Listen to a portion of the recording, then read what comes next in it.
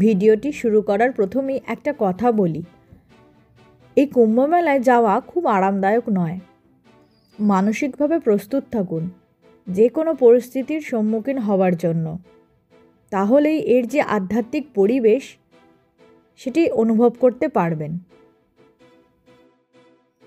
আমরা 4 জন বেরিয়ে পড়েছিলাম কুম্ভমেলার উদ্দেশ্যে ফেব্রুয়ারি মাসের 1 তারিখে। মনে একটা অজানা শঙ্কাও ছিল মৌনী অমাবস্যায় ঘটে যাওয়া দুর্ঘটনার জন্য। তাছাড়াও রাস্তাঘাটের কি পরিস্থিতি, কতদূর পর্যন্ত যেতে পারবো, স্নান করতে পারবো কি না, এসব তো চিন্তা ছিলই। কিন্তু বলে না যে যখন ডাক আসে তখন যেতেই হয়, এই যাওয়া হচ্ছে সেই রকম। 2 ঘন্টার আলোচনা পর্বে আমরা এই শুভযাত্রার সিদ্ধান্ত নিই। সকাল 6টায় বেরিয়েছিলাম 1 ফেব্রুয়ারি। সন্ধ্যে 7টা নাগাদ আমরা পৌঁছাই বোধগয়াতে। বোধগয়াতে প্রথম রাত্রিটা আমরা থাকি। পরের দিন 2 তারিখ ভোর 5:30টা নাগাদ আমরা বেরিয়ে পড়ি বেনারসের উদ্দেশ্যে এবং বেনারস পৌঁছাই সকাল 11:30টাতে। এই ভিডিওটিতে আপনাদের সাথে শেয়ার করব কিভাবে কুম্ভমেলায় পৌঁছেছিলাম। বেনারসে আমরা একটি হোমস্টেতে ছিলাম। সেখানে আমাদের কার পার্কিং করে রেখে যাই। ওখান থেকেই আমরা 5,000 টাকা দিয়ে একটি গাড়ি বুক করে নিই। 2 তারিখ রাত 11টায় আমরা বেনারস থেকে রওনা দিই প্রয়াগরাজের কুম্ভমেলার উদ্দেশ্যে। যতটা ভেবেছিলাম যে বাধাপ্রাপ্ত হব ততটা কিন্তু হইনি। বোধগয়া কিংবা বেনারস পৌঁছতে যেটুকু যানজট পেয়েছিলাম, বেনারস থেকে প্রয়াগরাজ পর্যন্ত যানজটের তো কোনো প্রশ্নই ছিল না। রাত্রি 11টায় আমরা বেনারস থেকে বেরিয়েছিলাম প্রয়াগরাজের উদ্দেশ্যে। রাত 2টো নাগাদ আমরা কুম্ভমেলায় পৌঁছাই। প্রয়াগরাজের জুসি রোডের আন্দবা তিরাহাতে কুম্ভমেলায় প্রবেশের প্রায় 5 কিলোমিটার আগে আমাদের গাড়ি আটকে দিয়েছিল।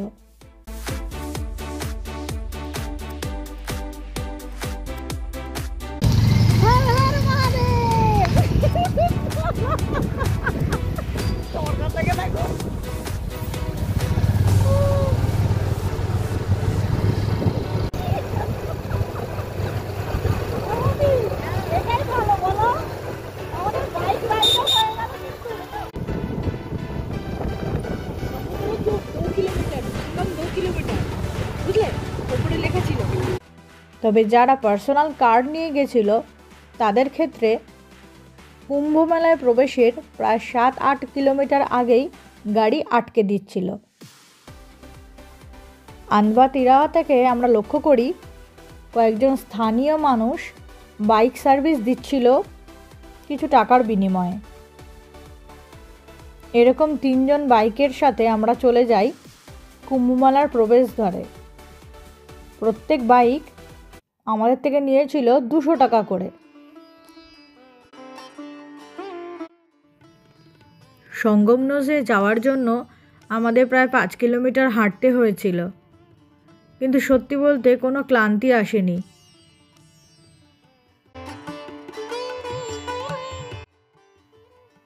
দেশের মূলত 4 জায়গায় কুম্ভমেলা ও শাহী স্নান হয়।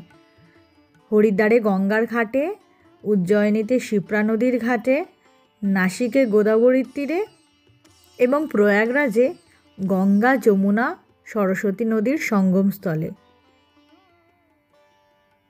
হিন্দু ধর্মের অত্যন্ত গুরুত্বপূর্ণ ও প্রাচীন উৎসব এই কুম্ভমেলা।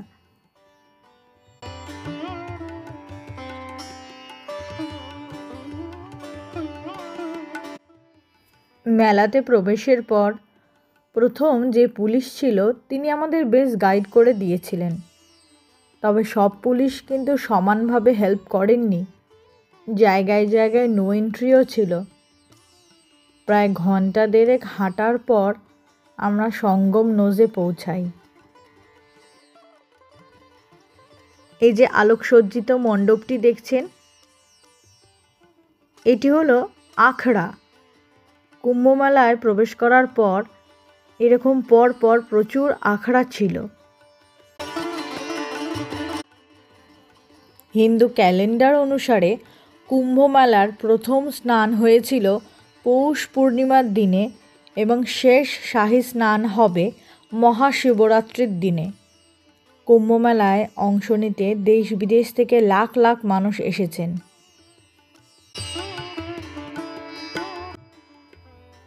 কুম্ভমেলায় তীর্থযাত্রীরা ধর্মের সকল স্তর থেকে আসেন, যেমন সাধু সন্তরা আসেন, নাগা সাধুরা আসেন। নাগা সাধু যারা সাধনা করেন এবং আধ্যাত্মিক শৃঙ্খলার কঠোর পথ অনুসরণ করেন। সন্ন্যাসীরা যারা তাদের নির্জনতা ত্যাগ করে কেবলমাত্র কুম্ভমেলায় আসেন সভ্যতা পরিদর্শন করতে।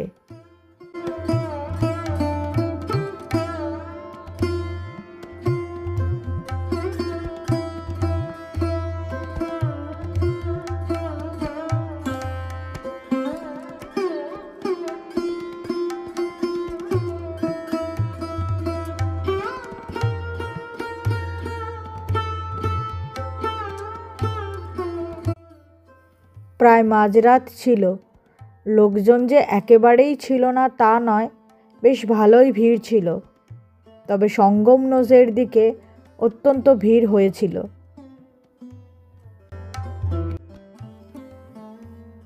আমরা কুম্ভমেলায় প্রবেশের পরই এক পুলিশ কর্মীকে জিজ্ঞাসা করি সেক্টর 19 সঙ্গম নজের দিকে যাব। উনি আমাদের ঠিকঠাক পথটি বলে দেন। উত্তরপ্রদেশের গঙ্গা, যমুনা এবং পৌরাণিক সরস্বতী নদীর সঙ্গমস্থলে অবস্থিত এই প্রয়াগরাজ, যা পূর্বে এলাহাবাদ নামে পরিচিত ছিল। প্রয়াগরাজের কুম্ভমেলা বিশেষভাবে তাৎপর্যপূর্ণ এবং এটিকে মহাকুম্ভ মেলাও বলা হয়। এটি প্রতি 12 বছর অন্তর অনুষ্ঠিত হয়। তবে এই যে মেলা, এটি মহাকুম্ভ মেলা, এর যোগ হয়েছে 144 বছর পর।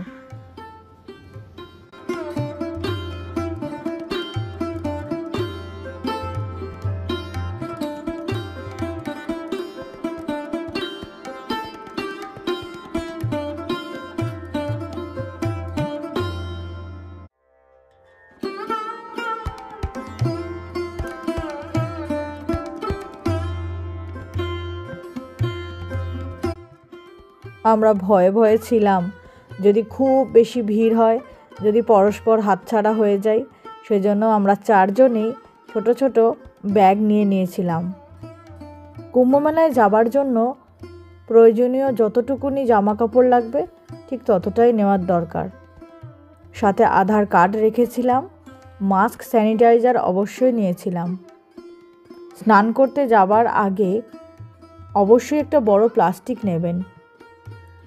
ওখানে যে খড় আছে তার উপর পেতে ব্যাগপত্র রাখা যাবে। জুতো যতটা সম্ভব ভালো পরার চেষ্টা করবেন। আর হ্যাঁ, অতি অবশ্যই নিজের জিনিসপত্র খুব সাবধানে রাখবেন। মহিলাদের জন্য জামাকাপড় ছাড়ারও ব্যবস্থা রয়েছে। আমরা রাত প্রায় 3:40 নাগাদ স্নান করেছিলাম। ভীষণ ঠান্ডা ছিল, কিন্তু সত্যি বলতে কোনো রকম ক্লান্তি ছিল না। এত মানুষ এত রাত্রিবেলা এভাবে হেঁটে চলেছে শুধুমাত্র স্নানের উদ্দেশ্য নিয়ে।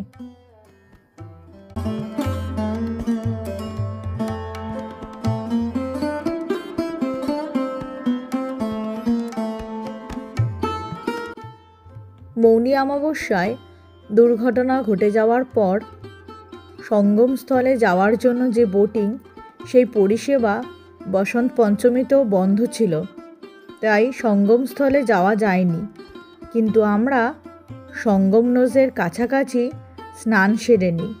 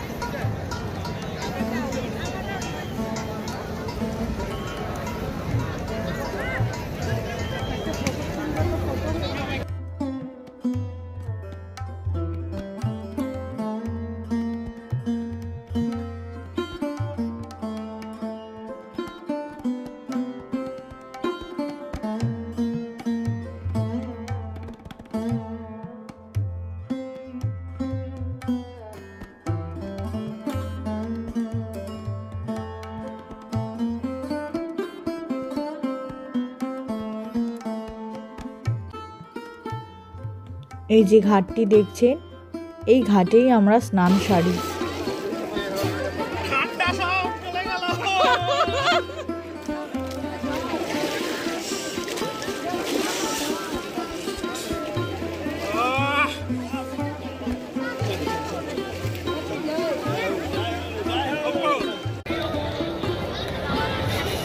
सभी श्रद्धालुओं से निवेदन है, अपने साथ आए हुए सभी परिवार के लोगों का ध्यान रखेंगे, उनके साथ मिलकर रहेंगे, उनका कृपा उनका साथ न छोड़े।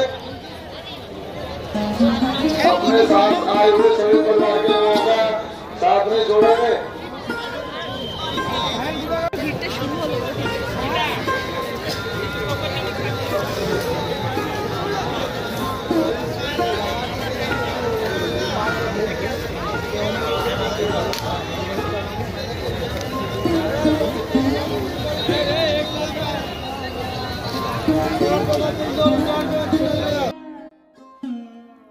এই যে মানুষজন যাতে তার পরিবার থেকে বিচ্ছিন্ন হয়ে না যায়, সেই কারণে একটি দড়িকে অবলম্বন করে তার পরিবার চলেছে একসাথে।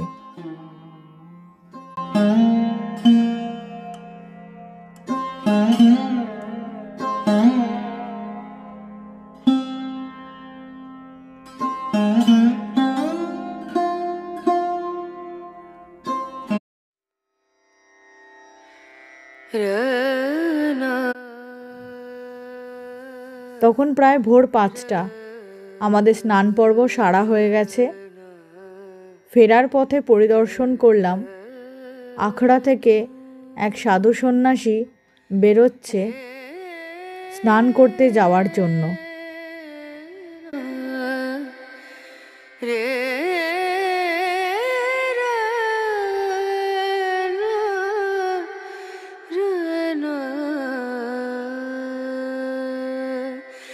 नजरिया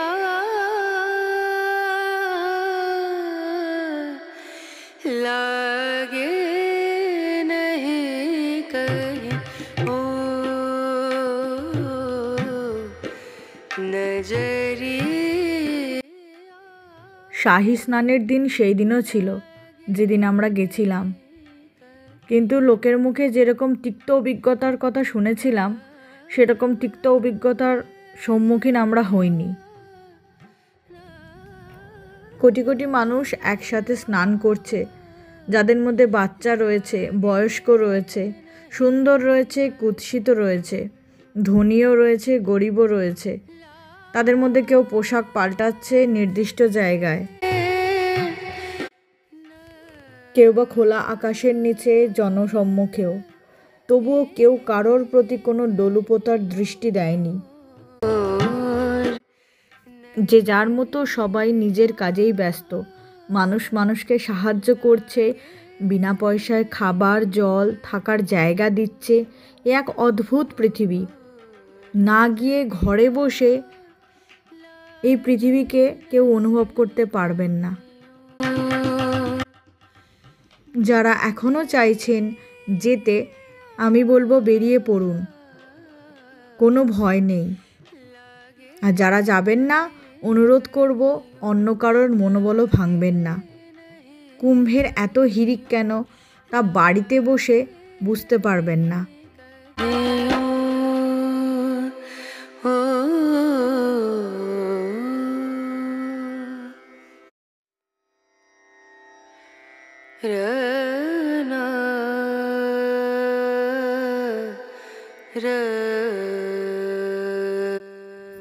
অমৃত স্নানের শেষ দিন হল 26শে ফেব্রুয়ারি, মহাশিবরাত্রির দিন।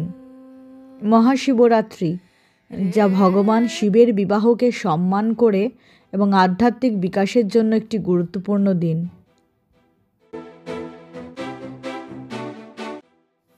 আমরা আবার আন্দবা তিরাহাতে এসে আমাদের গাড়ি করে বেনারসে সকাল 11টা নাগাদ ফিরে আসি। এই ভিডিওটি যদি আপনাদের ভালো লেগে থাকে তবে অবশ্যই একটি লাইক করে দেবেন। চ্যানেলটি সাবস্ক্রাইব করার অনুরোধও রইল এবং এক্ষেত্রে আপনাদের যে সুচিন্তিত মতামত তা কমেন্ট সেকশানে জানানোর অনুরোধও রইল। দেখা হবে পরবর্তী আবার কোনো নতুন ভিডিওতে।